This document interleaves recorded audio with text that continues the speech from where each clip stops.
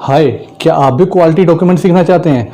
Quality department में अपना successful career बनाना चाहते हैं? Then this is the best course for you. We have 7 modules: SPC, MSA, FMEA, PPAP, APQP, 7QC tool and global 80 with latest revision level, जैसे FMEA का AIG plus VDA first edition जो कि जून 2019 में release हुआ। इस तरीके से 7 modules हैं और 40 प्लस टॉपिक कवर्ड हैं। इस कोर्स में आपको 13 प्लस घंटे का वीडियो कंटेंट मिलेगा और साथ में ही 220 प्लस पेजेस की एक ई बुक मिलेगी। इसमें आपको इंस्टेंट वीडियो मिलेगी जो कि आप लाइफ टाइम जितनी मर्जी बार रिप्ले करके देखना चाहें देख सकते हैं, ताकि लाइफ में कभी भी आप इन वीडियो को देखकर अपना डाउट क्लियर कर पाए। और साथ ही आपको सर्टिफिकेट भी दिया जाएगा। इस कोर्स की लैंग्वेज हिंदी में है ताकि आप इसे इजीली सीख पाएं। मार्केट में लोग सेम कोर्स की कीमत 20,000 से 30,000 रुपये चार्ज कर रहे हैं, लेकिन अभी आप डिस्क्रिप्शन बॉक्स में दिए गए लिंक पे क्लिक करेंगे तो आप इस कोर्स को ले सकते हैं सिर्फ 375 रुपये में। और साथ में आप हमारे YouTube चैनल पे विजिट करना ना भूले। Thank you so much. I joined advanced course book. It is very useful for me and I recommend it to all the people. It is very knowledgeable. Thank you. I purchased advanced course ebook. It is very helpful for me. Now I am clear my SPC concepts. Thanks. Hello everyone, this side Vinay. I appreciate your effort, Pankaj sir. Your advanced course is best and lots of knowledge and a very simple language with example in a book. And I recommend it to all of you. Please join the advanced course. Thank you. What is an audit? Audit क्या होती है? As defined in ISO 9011-2011 standard, ये हमारा audit का एक standard होता है जिसका नाम है ISO 19011-2011। इससे हम ऑडिटिंग करते हैं। तो इसके अकॉर्डिंग ऑडिट क्या होती है? सिस्टमैटिक, एक सिस्टम के थ्रू इंडिपेंडेंट, मतलब कि जो ऑडिट कर रहा है उस ऑडिटर के ऊपर कोई दबाव नहीं होना चाहिए, वो इंडिपेंडेंट होना चाहिए ऑडिट करने के लिए। एंड डॉक्यूमेंट प्रोसेस, और एक डॉक्यूमेंटेड प्रोसेस होता है, ये लिखित तौर पर प्रोसेस होता है audit for obtaining audit evidence. और जो हम ऑडिट के जो एविडेंस ऑब्टेन करते हैं वो लिखित रूप में होते हैं, जैसे कि कोई रिकॉर्ड हो गया, जैसे हम ऑडिट करने गए हैं तो इंस्पेक्शन रिपोर्ट मांग लिया, incoming inspection report, process inspection report, material test certificate, या फिर कोई भी एविडेंस जो भी हमारे बनाए गए हैं, PPAP मांग लिया, कंट्रोल प्लान मांग लिया, कुछ भी मांग लिया, वो हमारे रिकॉर्ड एविडेंस हो जाएंगे। स्टेटमेंट ऑफ फैक्ट और other information which are relevant and verifiable, जिसके थ्रू हम वेरीफाई कर सकते हैं, वो सारे रिकॉर्ड हमारे ये हो सकते हैं ऑडिट के एविडेंस। ऑडिट के एविडेंस में कुछ भी हो सकता है। ऑडिट के टाइम पे हमें कुछ मिलता है, चाहे वो हमें परचेज ऑर्डर तक भी मांगना पड़ सकता है, तो वो हमारा कुछ भी रिकॉर्ड हो सकता है। And evaluating it objectively to determine the extent of with the audit criteria, और इसके अंदर हमारे क्या क्या ऑडिट के क्राइटेरिया हैं वो सारे के सारे कवर होने चाहिए, जैसे कि सेट ऑफ पॉलिसीज, प्रोसीजर और रिक्वायरमेंट। जो भी हमारे पॉलिसीज, प्रोसीजर और जो भी रिक्वायरमेंट है वो ऑडिट के टाइम पे फुलफिल होनी चाहिए। ऑडिट हमारी एक स्पेसिफिक होती है, जैसे कि अगर हम सिस्टम ऑडिट कर रहे हैं तो हम सिस्टम के सारे डॉक्यूमेंट मांग सकते हैं, प्रोसेस कर रहे हैं तो प्रोसेस के डॉक्यूमेंट्स दिखेंगे, प्रोडक्ट कर रहे हैं तो प्रोडक्ट को वेरीफाई करेंगे। इस तरीके से हमारी ऑडिट होती है। Several audit method may be employed to achieve the audit purpose, मतलब अलग अलग टाइप के हम मेथड को यूज़ कर सकते हैं ऑडिट के टाइम पे, जैसी हमारी रिक्वायरमेंट है उस टाइप की हम ऑडिट कर सकते हैं। अब internal auditor competency as per IATF 6949/2016, मतलब जो इंटरनल ऑडिटर की एक कॉम्पिटेंसी जो है, जो कि हमारे IATF स्टैंडर्ड के अंदर जो मांगी गई है वो मैं आपको बता रहा हूँ। इसके अकॉर्डिंग जब आप चेक करें क्लास नंबर 7.2.3, उसमें लिखा हुआ है understanding of applicable ISO 9001 and IATF 6949 requirement related to the scope of the audit. मतलब जो एक इंटरनल ऑडिटर की जो कॉम्पिटेंसी है वो ये होनी चाहिए कि उसको अंडरस्टैंडिंग होनी चाहिए ISO 9001 और IATF स्टैंडर्ड की अंडरस्टैंडिंग, मतलब उसकी समझ होनी चाहिए। इसके अंदर यहाँ पर कहीं पे भी नहीं लिखा हुआ IATF के अंदर कि हमारे को इंटरनल ऑडिटर का सर्टिफिकेट लेना है। तो इंटरनल ऑडिटर का सर्टिफिकेट लेना हमारे यहाँ पर IATF में कहीं पे भी नहीं लिखा। इन्होंने लिखा हुआ सिर्फ अंडरस्टैंडिंग होनी चाहिए हमारे को ISO स्टैंडर्ड की और IATF स्टैंडर्ड की, अगर हमारे को इंटरनल ऑडिटर बनना है तो। There is no need of certified internal auditor, तो सर्टिफाइड इंटरनल ऑडिटर की कोई ज़रूरत नहीं है। ये सिर्फ एक धंधा है जिसके अंदर पैसे लूटने का काम किया जाता है। Second party auditor competency as per IATF 6949/2016। Second party वो होती है जैसे कि हम अपने सप्लायर के यहाँ ऑडिट करने जा रहे हैं तो वो हमारी सेकंड पार्टी ऑडिट होती है। तो इसके अंदर क्या कंपटेंसी होती है, क्लाउज नंबर 7.2.4, ये क्लाउज नंबर 7.2.4 के अंदर लिखा हुआ है applicable ISO 9001 and IATF 6949 requirement related to the scope of the audit. मतलब कि जो है इंटरनल ऑडिटर को तो जैसे यहाँ पर लिखा हुआ है अंडरस्टैंडिंग होनी चाहिए, और यहाँ पर जो है अगर हम सेकंड पार्टी ऑडिट करते हैं मतलब सप्लायर के यहाँ पर ऑडिट करते हैं तो हमें एप्लीकेबल करना आना चाहिए, हमें ISO स्टैंडर्ड और IATF स्टैंडर्ड को एप्लीकेबल मतलब अप्लाई करना आना चाहिए कि कौन से क्लाउज में क्या क्या डॉक्यूमेंट्स होते हैं, उनको कैसे हमें अप्लाई करना, ये हमारे को आना चाहिए। सेकंड पार्टी ऑडिटर कंपिटेंसी के अंदर भी कहीं नहीं लिखा कि हमारे को इंटरनल ऑडिटर सर्टिफाइड होना चाहिए, तो there is no need of certified internal auditor. यहाँ पर भी इंटरनल ऑडिटर सर्टिफाइड की हमारे को कोई ज़रूरत नहीं है, हमें IATF का सर्टिफाइड इंटरनल ऑडिटर होने की कोई ज़रूरत नहीं है। अगर हम इंटरनल और अपने सप्लायर के यहाँ पर ऑडिट करते हैं तो कोई रिक्वायरमेंट नहीं है IATF के अंदर, ये सिर्फ धंधा है, पैसे बनाने का धंधा है। इसलिए ही मैंने सिर्फ 350 रुपये के अंदर ही 5 कोर टूल, 7 QC टूल और ग्लोबल 8D को लेके आया हूँ ताकि इनके धंधे को ख़त्म किया जा सके। अब इसके आगे टाइप्स ऑफ ऑडिट, ऑडिट के क्या क्या टाइप्स होते हैं, there are 3 discrete types audit, 3 अलग अलग टाइप की ऑडिट होती हैं, जैसे होती है हमारे product audit, process audit and system audit. तो ये हमारे 3 तरीके की ऑडिट होती है। However other methods of audit may be employed independently in support to the types of general audit. मतलब इन 3 टाइप की जनरल ऑडिट को सपोर्ट करने के लिए अलग अलग टाइप की कुछ और ऑडिट भी होती है, उसको हम थोड़ा आगे में समझेंगे। अदर टाइप्स ऑफ ऑडिट कौन कौन सी होती है, जैसे हमारी फर्स्ट पार्टी ऑडिट होती है, दूसरी होती है हमारी सेकंड पार्टी ऑडिट और तीसरी होती है हमारी थर्ड पार्टी ऑडिट। तो इसको समझते हैं क्या होती है first party audit. It is also known as internal audit. First party audit को हम इंटरनल ऑडिट भी कहते हैं। फर्स्ट पार्टी मतलब जैसे हम हुए तो हम अपनी कंपनी के अंदर जो ऑडिट कर रहे हैं वो हमारी इंटरनल ऑडिट हो गई, जिसे हम फर्स्ट पार्टी ऑडिट भी कहते हैं। This conducted by on or behalf of the organisation itself for management review and other internal purposes। मतलब ये इंटरनल पर्पस और इंटरनली इसको किया जाता है, तो ये हमारी फर्स्ट पार्टी ऑडिट होती है। इसके बाद आते हैं हमारा second party audit. Second party audit होती है हमारी, it is an audit conducted by a customer on it's supplier. मतलब जो एक कस्टमर है वो अपने सप्लायर के ऊपर, जो सप्लायर के यहाँ जो ऑडिट करता है वो सेकंड पार्टी ऑडिट होती है। दे हैव बिजनेस रिलेशनशिप, जिनके बीच में एक बिजनेस रिलेशनशिप होता है तो उनके यहाँ पर वो जाके सेकेंड पार्टी ऑडिट करते हैं। इसके बाद आता है हमारा third party audit. Third party audit it is an audit conducted by an external agency for the purpose of certification. जैसे जो हमारी certification body ISO IATF certification देती है, OSAS जो देती है, इसके अलावा जो भी हमारे को सर्टिफिकेशन देते हैं लेने होते हैं अपनी कंपनी के लिए, तो जो ये सर्टिफिकेशन बॉडी होती है ये हमारे यहाँ जो ऑडिट करती है वो थर्ड पार्टी ऑडिट कहलाती है। They do not have any business relationship, इनका हमारे साथ कोई बिजनेस रिलेशनशिप नहीं होता है, तो ये हमारी थर्ड पार्टी ऑडिट कहलाती है। एक और बात, थर्ड पार्टी ऑडिट के अंदर आपको सर्टिफिकेट पैसे देके भी मिल जाता है।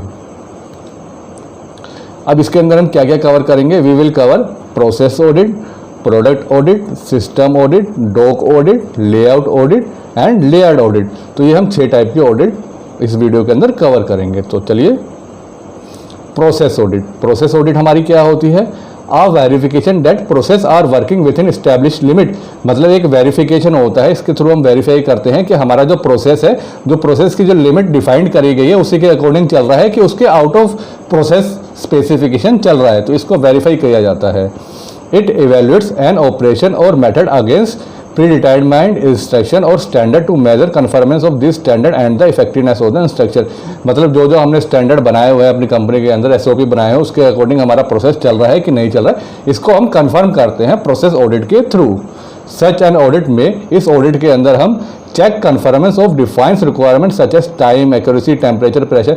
मतलब इस ऑडिट के थ्रू, जैसे कि अब अगर मशीनिंग शॉप है, CNC VMC इस टाइप की अगर मशीन लग रही है तो उसके अंदर क्या प्रेशर हमारा होना चाहिए, कितना कूलेंट होना चाहिए, कूलेंट चेक कर रहे हैं हम, उसकी क्या फ्रिक्वेंसी है, मशीन की फ्रिक्वेंसी क्या है, मतलब मशीन चेक शीट जो हमारी लगाई हुई है उसको, हमारी साफ़ सफाई की चेक शीट की फ्रिक्वेंसी को हम पूरा कर रहे हैं कि नहीं कर रहे हैं, तो ये सारा का सारा हम वेरीफाई इसमें करते हैं।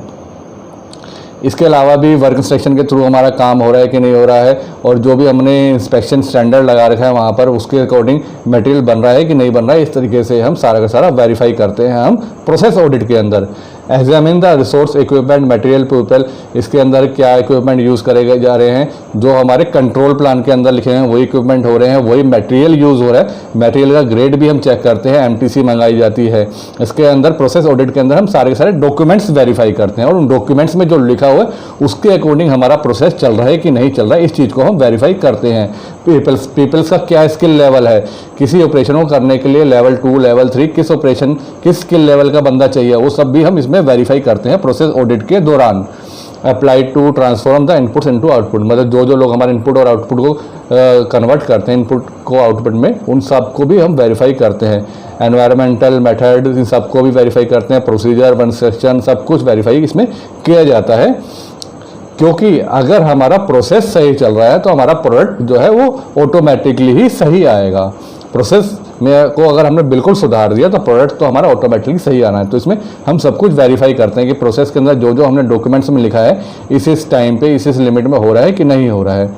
प्रोसेस ऑडिट के अंदर हम साथ में पीएफडी का तो मेन ध्यान रखते हैं कि जो प्रोसेस फ्लो डायग्राम के अनुसार ही हमारे सारे प्रोसेस चल रहे हैं, कि कोई ऑपरेशन आगे पीछे तो नहीं चल रहा है, ये भी साथ में वेरीफाई किया जाता है।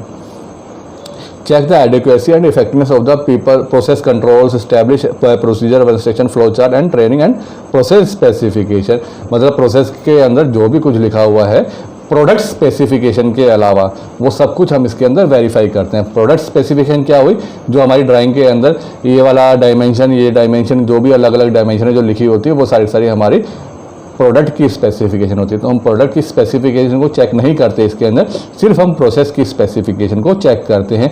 इसके अंदर हम ये भी चेक करेंगे कि जो इंस्ट्रूमेंट हमारे कंट्रोल प्लान में लिखे हैं वो सारे इंस्ट्रूमेंट यूज़ हो रहे हैं कि नहीं हो रहे हैं। फिर हम इंस्ट्रूमेंट के कैलिब्रेशन के ऊपर भी जा सकते हैं कि हमारा इंस्ट्रूमेंट जो यूज़ हो रहा है वो कैलिब्रेटेड है भी कि नहीं है। तो ये सब कुछ हम इसमें वेरीफाई करते हैं प्रोसेस ऑडिट के अंदर। इसके बाद आते हैं हम प्रोडक्ट ऑडिट के पर। प्रोडक्ट ऑडिट क्या होती है हमारी, an examination of particular product और सर्विस। इसके अंदर हम किसी पर्टिकुलर प्रोडक्ट या फिर सर्विस भी हमारे प्रोडक्ट ऑडिट के अंदर आती है। सर्विस में जैसे हमारे हार्डवेयर, सॉफ्टवेयर, प्रोसेस मटेरियल जो भी है वो सब कुछ में कवर होता है। To evaluate whether it conforms to requirement that is specification performance standard customer requirement, मतलब प्रोडक्ट ऑडिट वो होती है जिसके अंदर की हम प्रोसेस फ्लो चार्ट के अकॉर्डिंग अलग अलग प्रोसेस की स्टेजेस पे जाएंगे, और वहाँ पर जो हमने मटेरियल की स्पेसिफिकेशन अपनी तय कर रखी है वो वाली मटेरियल स्पेसिफिकेशन हमारी ऑब्जर्व हो रही है कि नहीं हो रही, वो हमारी मेंटेन हो रही है और अचीव हो रही है कि नहीं हो रही, वो सब कुछ हम वेरीफाई करते हैं। मतलब कि ऑपरेशन नंबर 1 हमारा है पार्टिंग के अंदर हमारी स्पेसिफिकेशन 30 mm रखी जा रही है, तो 30 mm हमें मिल रही है कि नहीं मिल रही है। इसके बाद हमारी अगर सेकंड स्टेज मान के चलते हैं कि सीएनसी ऑपरेशन, सीएनसी के ऊपर हमारा डाया 20 बनना चाहिए, तो डाया 20 बन रहा है कि नहीं बन रहा है। इसके अलावा मान के चलते हैं कि हमारा नेक्स्ट ऑपरेशन है ड्रिलिंग हमारी अगर हमारी ड्रिल मशीन पे हो रही है तो ड्रिल का जो डाया हमने जो मांगा हुआ है 10 mm, तो 10 mm ड्रिल का डाया हो रहा है कि नहीं हो रहा है। तो ये हमारा प्रोडक्ट ऑडिट होता है, मतलब कि अलग अलग प्रोसेस पे जाके हम प्रोडक्ट की स्पेसिफिकेशन चेक करते हैं, जो रिक्वायरमेंट है हमारे एज पर कंट्रोल प्लान वो हम अचीव कर पा रहे हैं कि नहीं कर पा रहे हैं, ये हम वेरीफाई करते हैं। इसके बाद आती है हमारी लेआउट इंस्पेक्शन, जिसको हम लेआउट ऑडिट भी कहते हैं। कई लोग प्रोडक्ट ऑडिट और लेआउट ऑडिट या लेआउट इंस्पेक्शन को एक ही चीज़ मानते हैं, पर ये दोनों डिफरेंस है। प्रोडक्ट ऑडिट के अंदर हम अलग अलग प्रोसेस जो चल रहे हैं एज पर कंट्रोल प्लान या फिर पीएफडी के अंदर जो अलग अलग प्रोसेस लिखे हुए हैं वो अलग अलग प्रोसेस की स्पेसिफिकेशन हम जाके चेक करते हैं कि वो वाली स्पेसिफिकेशन हमारी मीट हो रही है कि नहीं हो रही है। बट लेआउट इंस्पेक्शन या लेआउट ऑडिट के अंदर जो हमारा फाइनल प्रोडक्ट जो बन चुका होता है, जो सारे ऑपरेशन से होकर फाइनल इंस्पेक्शन के टाइम पे जो हमारा जो फाइनल प्रोडक्ट होता है, उस फाइनल प्रोडक्ट की हम हर एक स्पेसिफिकेशन को चेक करते हैं। A to Z ड्राइंग के अंदर जितनी भी स्पेसिफिकेशन दे रखी है वो सारी की सारी हम चेक करते हैं, चाहे वो 40 है, चाहे 100 है, चाहे 200 है, जितनी भी स्पेसिफिकेशन है वो हम सारी की सारी चेक करते हैं। मटेरियल का ग्रेड, ये सब कुछ भी हम लेआउट इंस्पेक्शन के अंदर चेक करते हैं कि जो भी हमारे कस्टमर की रिक्वायरमेंट है वो पूरी हो रही है कि नहीं हो रही है। लेआउट इंस्पेक्शन हमारी कम से कम 1 साल के अंदर एक बार जरूर होनी चाहिए, जिसके अंदर हम प्रोडक्ट के सारे पैरामीटर को चेक कर सकें। A layout inspection may be required by some customer for all product annually unless other frequency is established in a customer approval control plan. Result shall be available for customer review upon request. और जो भी इसका result जो होता है वो अगर customer हमसे रिक्वायरमेंट करता है तो हम उसको शो करना होता है। तो ये होती है हमारी लेआउट इंस्पेक्शन। इसके बाद आती है हमारी सिस्टम ऑडिट। सिस्टम ऑडिट हमारी डॉक्यूमेंट्स की ऑडिट होती है। An audit conducted on management system, जो ये ऑडिट है वो मैनेजमेंट सिस्टम के ऊपर होती है। जैसे कि अगर ऑटोमोटिव कंपनी है तो उन्होंने IATF ले रखा होगा तो IATF की ऑडिट होगी, ISO की ऑडिट होगी। अगर उन्होंने एनवायरनमेंट के लिए कुछ ले रखा है OSAS, ये सब की हमारी ऑडिट होती है इसके अंदर। तो ये हमारा सिस्टम ऑडिट होती है। It can be describe as a documented activity perform to verify by examination and evaluation of objective evidence that applicable elements and system are appropriate. ये सब कुछ मतलब जो भी डॉक्यूमेंट्स जो हमारे रिक्वायरमेंट है वो डॉक्यूमेंट्स की फुलफिलमेंट हो रही है कि नहीं हो रही, जो डॉक्यूमेंट्स हमें लिखा गया है और जो हमारे प्रोसीजर में लिखा है वो सब काम हम वैसा कर रहे हैं कि नहीं कर रहे, जो भी हमने प्रोसीजर बना रखे हैं, SOP बना रखे हैं, हमारा सारा काम उसके अकॉर्डिंग हो रहा है कि नहीं हो रहा है, ये सारा का सारा हम सिस्टम ऑडिट के अंदर वेरीफाई करते हैं और डॉक्यूमेंट्स को वेरीफाई करते हैं कि हम वो डॉक्यूमेंट्स पूरे फिल कर भी रहे हैं कि नहीं कर रहे हैं। A quality management system audit evaluates an existing quality program to determine its conformance to company policy, contract commitment and regulatory requirement। मतलब जितने भी रिक्वायरमेंट्स हैं उन सबको हम फुलफिल कर रहे हैं कि नहीं कर रहे हैं, इन सबको हम वेरीफाई करते हैं सिस्टम ऑडिट के अंदर। And environmental system audit examines and environmental management system, और जो एनवायरमेंटल सिस्टम ऑडिट होती है उसके अंदर हम एनवायरमेंटल मैनेजमेंट सिस्टम को वेरीफाई करते हैं। इसके अलावा सेफ्टी सिस्टम ऑडिट भी एक होती है, इसके अंदर हम सेफ्टी मैनेजमेंट सिस्टम को वेरीफाई करते हैं। इसके बाद है हमारी डॉक ऑडिट। डॉक ऑडिट होती है, dock audit is a product audit only, ये हमारी प्रोडक्ट ऑडिट होती है। Dock audit is last chance audit to verify customer specific requirement are met. मतलब डॉक ऑडिट वो होती है जिसके अंदर एक हमारा सिर्फ एक लास्ट चांस होता है। मतलब पैकिंग होने के बाद जब हमारा मटेरियल डिस्पैच हो रहा होता है उस टाइम पे जो हम ऑडिट करते हैं तो ये सिर्फ एक लास्ट ऑडिट होती है। इस टाइम पे अगर हमने मटेरियल चेक कर लिया और मटेरियल अगर हमारे को ओके मिलता है तो हमने भेज दिया, अगर मटेरियल रिजेक्ट मिलता है तो हमने रोक दिया, मतलब लास्ट चांस होता है। इसके बाद तो सिर्फ हमारा कस्टमर ही चेक करता है। तो डॉक ऑडिट सबसे लास्ट होती है। This audit could include dimensional, packing method, count, accuracy, barcode labeling requirement, etc. इस ऑडिट के अंदर हम डायमेंशन जो हमारा पार्ट है उसकी डायमेंशन चेक कर सकते हैं। जरूरी नहीं कि हम 100% डायमेंशन चेक करें। प्रोसेस की क्रिटिकल डायमेंशन है या फिर हमारी जो ड्राइंग के अंदर कुछ क्रिटिकल डायमेंशन दे रखी है उनको हम चेक कर सकते हैं। इसके अलावा हम जो पैकिंग का मेथड है, कितनी पैकिंग हमारी होनी चाहिए, वो पैकिंग उतनी क्वांटिटी में हो रही है कि नहीं हो रही, या फिर हम ज़्यादा क्वांटिटी में पैकिंग कर रहे हैं पैकिंग स्टैंडर्ड के अकॉर्डिंग, या फिर हम कम क्वांटिटी के अंदर पैकिंग कर रहे हैं, या फिर पैकिंग का मटेरियल जो यूज़ होना चाहिए वो हमारा सही नहीं है। तो ये सब कुछ भी हम चेक कर सकते हैं। इसके अलावा बारकोड, अगर बारकोडिंग हम कर रहे हैं अगर हम अपने पार्ट के ऊपर, तो हम बारकोडिंग हम कर सकते हैं, चेक कर सकते हैं। अगर नहीं कर रहे तो ऐसी कोई जरूरत नहीं है। तो मतलब ये सब कुछ हम इस ऑडिट के अंदर करते हैं। डॉक ऑडिट इज समवन used to verify corrective action effectiveness and also a short term containment plan for corrective action. Dock audit हम कई बार उस टाइम पे भी करते हैं जैसे कि हमने एक कापा फिलअप करा है, करेक्टिव एक्शन हमने लिया है और उसको वेरीफाई करने के लिए कि हमारे कस्टमर के पास कोई रिएक्शन दोबारा तो नहीं जा रही है, तो उसको हम लास्ट एक हमारा चांस होता है तो उसको वेरीफाई करते हैं हम पार्ट्स को। तो इस टाइम पे इसके लिए भी हम डॉक ऑडिट करते हैं। Typically the quantity of parts is decided by an AQL।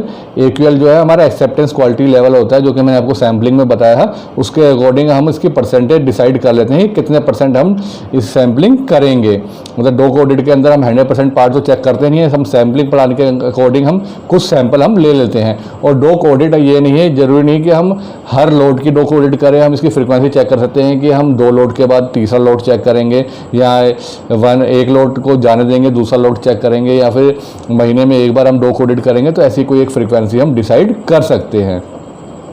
The frequency of inspection could be each shipment of on skip plan. मतलब किसी भी तरीके से हम ये डॉक ऑडिट का एक प्लान हम डिसाइड कर सकते हैं। ये हमारी एक डॉक ऑडिट होती है। इसके बाद आती है हमारी लेयर्ड ऑडिट। लेयर्ड ऑडिट होती है हमारी, layer stands for the various level of management in the considered process where the LPA is implemented. मतलब लेयर ऑडिट जो होती है इसके अंदर जो हमारे मैनेजमेंट के जो लोग होते हैं उन सबको इन्वॉल्व किया जाता है। जैसे कि अगर हमें लेयर ऑडिट करनी है तो जो इंस्पेक्शन जो करता है, इंस्पेक्शन वाला पर्सन जो है वो हो गया क्वालिटी इंस्पेक्टर, उसके बाद उसका जो सुपरवाइज़र हो गया, उसके बाद जो मिडिल लेवल के जो इंजीनियर हो गए, उसके बाद उनका क्वालिटी हेड हो गया, इसके बाद उनका प्लांट हेड हो गया, और भी अपर लेवल में अगर प्लांट हेड से ऊपर भी हमारे वाइस प्रेसिडेंट अगर कुछ हैं तो वो सब इसके अंदर हमारे कवर होते हैं। तो ये हमारी लेयर्ड ऑडिट होती है। ये सारे के सारे उस ऑडिट को करेंगे तो ये हमारा लेयर्ड ऑडिट कहलाता है। लेयर्ड ऑडिट के अंदर जो हमारा जो चेक शीट है या तो हम कॉमन भी रख सकते हैं, मतलब जिस चेक शीट के अकॉर्डिंग हमारे जो प्रोसेस इंस्पेक्टर ने जो चेक करा वही चेक शीट हमारे प्लांट हेड क्वालिटी हेड तक भी वही सेम चेक शीट जा सकती है। और हम एक ही फॉर्मेट को भी रहने दे सकते हैं ताकि इसमें क्रॉस वेरीफाई हो जाए कि हाँ जी प्रोसेस ऑडिट वाले ने चेक करा कि नहीं करा, उसके बाद सुपरवाइजर ने चेक करा कि नहीं करा, असिस्टेंट मैनेजर इस टाइप के लोगों ने चेक करा, क्वालिटी हेड ने चेक करा, तो ये आपस में भी क्रॉस वेरीफाई हो जाएगा इन लोगों ने ये ऑडिट की थी कि नहीं की थी। तो एक ही फॉर्मेट का भी हम यूज़ कर सकते हैं ताकि वो एक दूसरे को भी क्रॉस वेरीफाई कर लें और प्रोसेस को भी जाके क्रॉस वेरीफाई कर लें। ये होती है हमारी लेयर्ड ऑडिट। लेयर्ड ऑडिट की आपको एक नेक्स्ट वीडियो मिलेगी जिसके अंदर डिटेल में आप लेयर्ड ऑडिट और भी अच्छे से समझ सकते हैं। Layered process audit guidelines given in CQI 8, जो CQI 8 जो है उसके अंदर भी लेयर्ड प्रोसेस ऑडिट का प्रोसेस दिया हुआ है, आप उसमें से भी इसको पढ़ सकते हैं अच्छे से। As per IATF 6949/2016 layered process audit requirement given in clause number 8.5.6.1.1, ये 8.5.6.11 के अंदर हमारी रिक्वायरमेंट है लेयर्ड प्रोसेस ऑडिट की, जो कि क्लाउज के अंदर जो है temporary change of process control, इसके अंदर आपको लेयर्ड प्रोसेस ऑडिट की रिक्वायरमेंट मिल जाएगी। तो यहीं हमारी वीडियो ख़त्म होती है।